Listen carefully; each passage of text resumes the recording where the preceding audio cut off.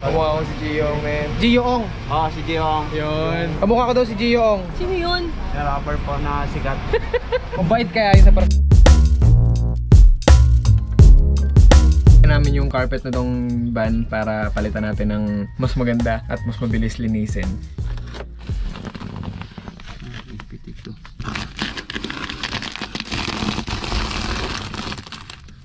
Yung camper van natin, inaayos kasi siya ngayon. Pinapaganda pa natin siya. So, yan. Ginagawa pa namin. Yan, para sa solar stand. Para hindi tayo maubusan ng kuryente.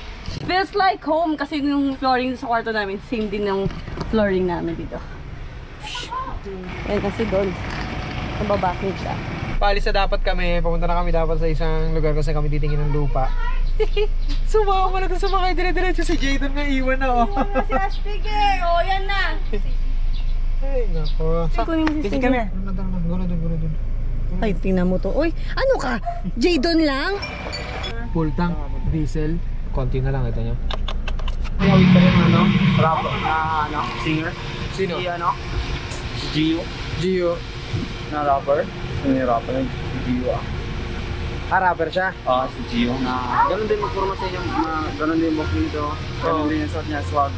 Nahilig ka sa manod ng mga rap. Talaga? Rap song. Kawig niyo nga yun eh. Kamukha ko. Oo, si Gio. Kalo nga si Sir. Mahilig na mag-black ng Damit. Tapos yung damit na swag. May tato rin yun. May tattoo din. Kamukha ko si Gio, man.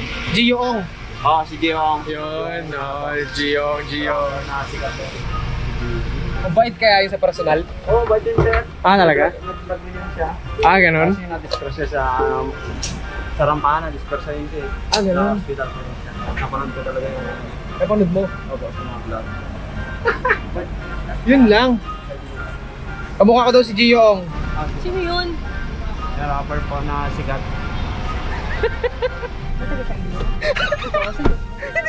Hindi niya alam.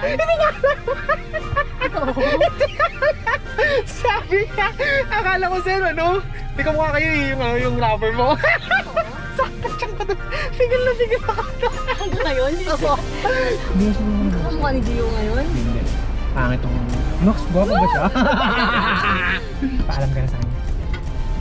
Kuya, thank you ah. Bye-bye!